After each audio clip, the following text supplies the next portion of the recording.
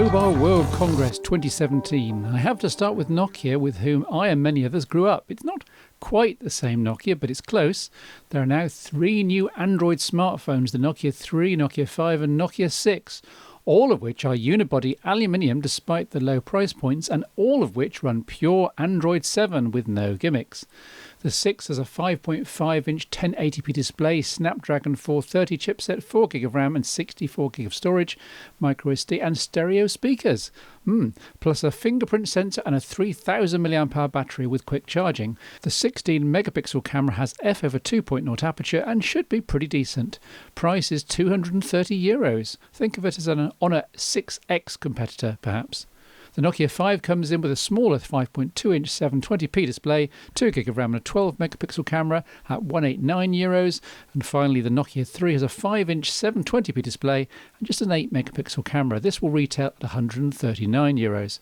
The Moto G range is legendary for good value smartphoning for the masses, and the latest entries from Lenovo are the Moto G5 and G5 Plus. Both are metal, but the standard Moto G5 thankfully has a removable 2800 mAh battery, plus a 5-inch 1080p display with a home button that also integrates a fingerprint scanner.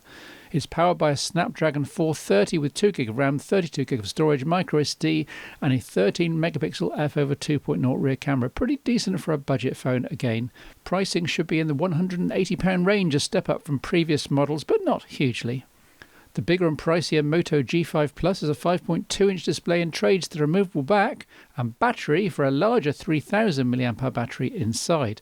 Also a Snapdragon 625 chipset, 3GB of RAM and NFC. Hang on a minute, you mean the standard G5 doesn't have NFC? Oh dear. The Moto G5 Plus also has a 12 megapixel camera with dual autofocus pixels and an impressive f/1.7 aperture. UK pricing will be £260 or so definitely playing with other decent mid-ranges here. Both G5s come with one button nav, which transforms the bottom bezel into a virtual navigation bar. Swipe left to go back, swipe right to bring up the recent apps list. BlackBerry has finally unveiled the BlackBerry Key 1, a pretty terrible name, but the handset itself looks rather splendid, with a classic BlackBerry physical keyboard including fingerprint sensor in the spacebar, all in an aluminium body with soft touch grippy back. Inside is a 4.5-inch 1080p display, albeit a slightly different aspect ratio, a Snapdragon 625, again 3GB of RAM, 32GB of storage, microSD and a whopping 3505 mAh battery with fast charging support. There's also a decent 12 megapixel rear camera with 1.5 micron pixels, f/2.0 aperture and digital stabilization for video, much like the Pixel. As with the Passport before it on BlackBerry OS X, the keyboard is also touch-enabled with gestures and flick typing, including quick launching of applications. The Key 1 will run stock Android 7.1 with BlackBerry's suite of extra apps thrown in, plus monthly security updates are promised. Phew, we're still only halfway through MWC 2017. I'll carry on.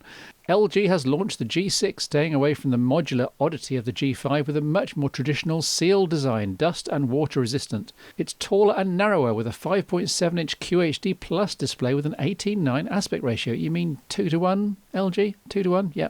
The back hasn't changed much with fingerprint scanner and dual camera setup, one wide angle, one normal, with dual LED flash in between them.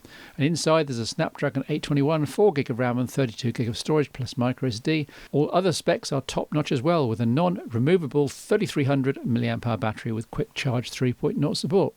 Racing the Nokias just mentioned, the LG G6 will be the first non-pixel smartphone to feature Google Assistant. Actually, LG, I think you'll find the Nexus 6P and 5X are first.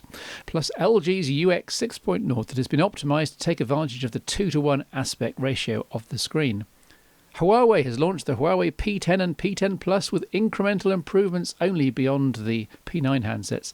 There's 2.5D curved Gorilla Glass 5 at the front and a metal backplate. The P10 has a 5.1-inch 1080p IPS display. The P10 Plus a 5.5-inch QHD screen. Powering the phones are a Kirin chipset and 4GB of RAM.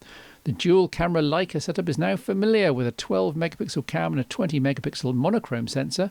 OIS is available only on the color camera, sadly. There's an Apple-like portrait mode. This seems to be this year's dual cam party piece. Last year's was refocusing after the fact. The fingerprint sensor is now on the front of the phone, and you can remove the virtual controls if you like, using gestures on the scanner to go back, etc. Apparently, the Huawei P10 has stereo speakers, but they're much like the HTC 10, a tweeter and a bassier speaker down the bottom, plus a 3200 mAh battery with fast charging. It's Android 7 with Emotion UI 5.1. The P10 Plus has a bigger 3750 mAh battery with so-called 4.5G support, multiplexing 4 LTE antennas, if your carrier supports this. We're nearly there now, don't worry. Sony also had a big launch, releasing the Xperia XZ Premium with crazy 5.5-inch 4K display and Snapdragon 835 chipset with 4GB of RAM. The long-maligned Sony cameras have at least been tweaked slightly with a 19-megapixel sensor and f/2.0 lens with predictive and laser autofocus. Still without OIS though, but with advanced digital stabilization. Hey, this worked for the Google Pixel, so let's not write Sony off again.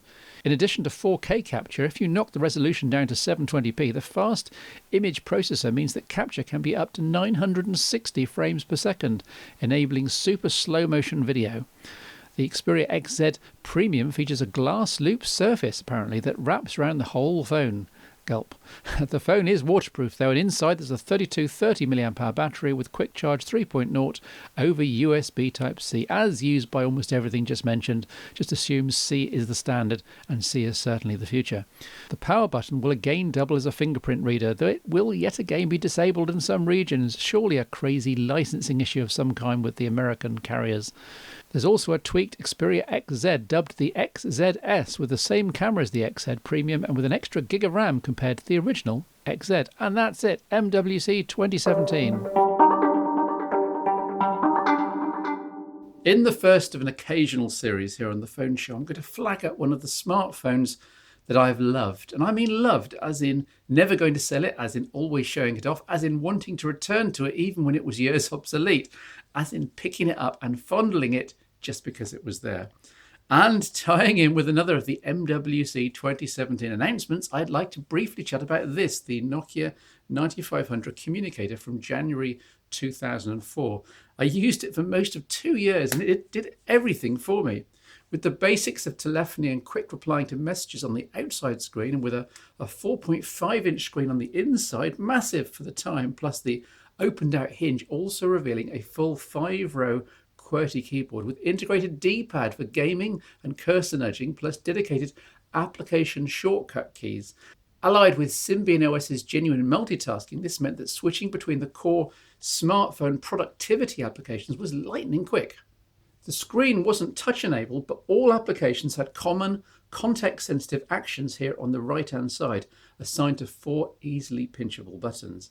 It was a smartphone and a camera. The outer screen was the viewfinder, albeit only in VGA. This was 2004, remember, and a personal digital assistant, optimized here for calendar and contacts, for office documents and email.